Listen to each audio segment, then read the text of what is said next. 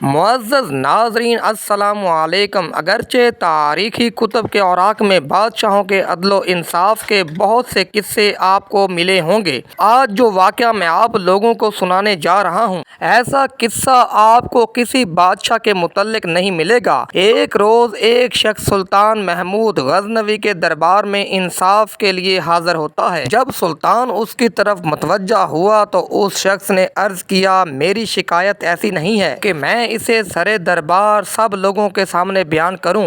سلطان فوراً اٹھا اور اسے اکیلے میں لے جا کر اس کا حال پوچھا۔ اس شخص نے کہا کہ آپ کے بھانجے نے ایک عرصے سے یہ روش اختیار کر رکھی ہے کہ وہ ہر رات کو مسلح ہو کر میرے گھر پر آتا ہے اور اندر داخل ہو کر مجھے کوڑے مار مار کے باہر نکال دیتا ہے اور پھر خود تمام رات میری بیوی کے ساتھ ہم بستری کرتا ہے۔ میں نے ہر امیر کو اپنا حال سنایا لیکن کسی کو میری حالت پر رحم نہ آیا اور کسی کو بھی اتنی جرأت نہ ہوئی کہ وہ آپ سے یہ بات بیان کرے۔ جب میں ان امراء سے مایوس ہو گیا تو میں نے آپ کے دربار میں آنا جانا شروع کر دیا اور اس موقع کے انتظار میں رہا کہ آپ سے اپنا حال بیان کر سکوں۔ اتفاق سے اب آپ میری طرف متوجہ ہوئے تو میں نے آپ سے اپنی داستان بیان کر دی ہے۔ خداوند تعالیٰ نے آپ کو ملک کا حاکم اعلیٰ بنایا ہے، اس لیے رعایا اور کمزور بندوں کی نگہداشت آپ کا فرض ہے۔ اگر آپ مجھ پر رحم فرما کر میرے معاملے میں انصاف کریں گے تو زہ نصیب، وگرنہ میں یہ معاملہ اللہ تعالیٰ کے سپرد کروں گا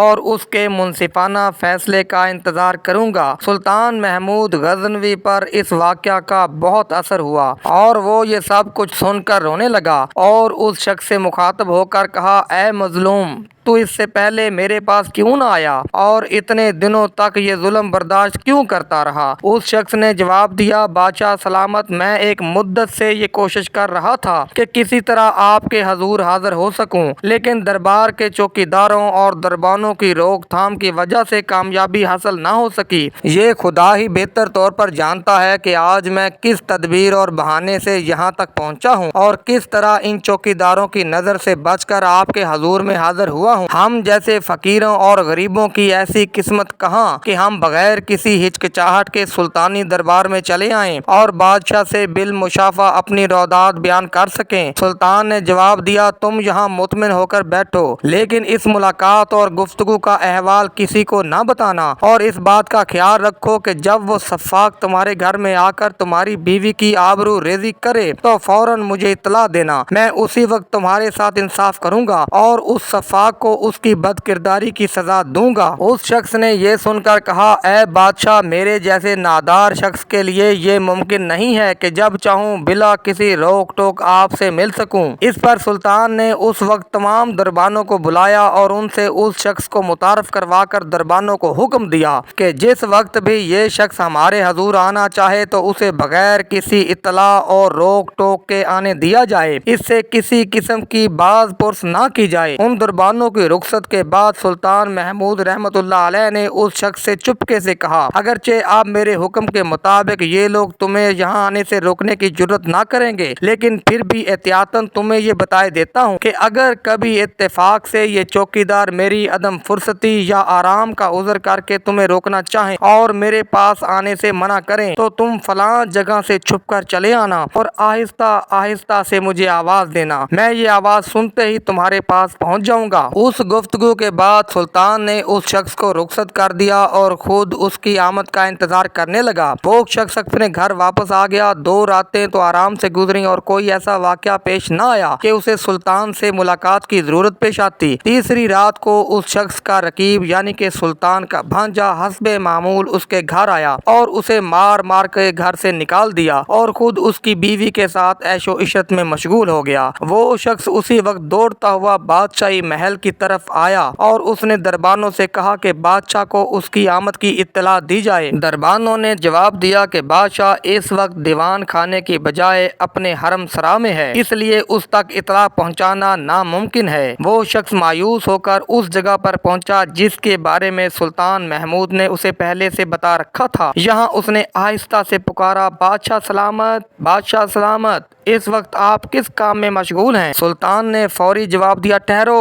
میں آتا ہوں۔ थोड़ी देर के बाद सुल्तान महमूद गजनवी बाहर आया और उस शख्स के साथ उसके घर पहुंचा। वहां जाकर सुल्तान ने अपनी आंखों से देखा कि उसका भांजा उस गरीब शख्स की बीवी से हम आगोश है और एक शमा उसके पलंग के सरहाने जल रही है। सुल्तान ने उसी वक्त शमा को बुझा दिया और अपना खंजर निकाल कर उस जालिम का सर तन से जुदा कर दिया। फिर उसके बाद सुल्तान ने उस मजलूम शख्स से कहा, ए बंदा खुदा, एक घूंट पानी मुझे फौरन ला दे अगर तुझे मिल सके कि मैं अपनी प्यास बुझा सकूं।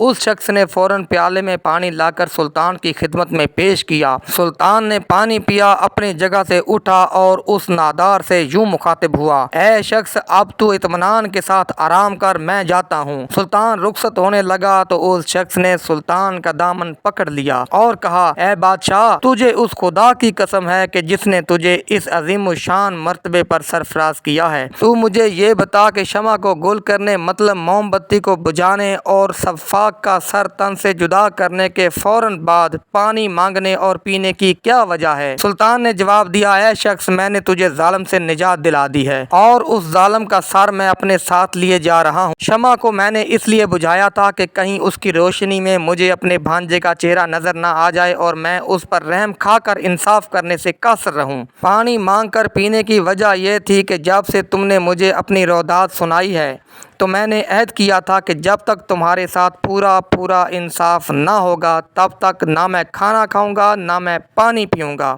तो ऐ मजलूम शख्स, अब तुम गवाह रहना कि मैंने तुम्हारे साथ इंसाफ किया है। ये कहते हुए सुल्तान महमूद गजनवी वहां से रुखसत हो गया। तो नाज़रीन, आज की वीडियो कैसी लगी कमेंट्स में ज़रूर बताइएगा और वीडियो को लाइक और चैनल को ज़रूर सब्सक्राइब कीजिएगा। अल्लाह हाफिज़।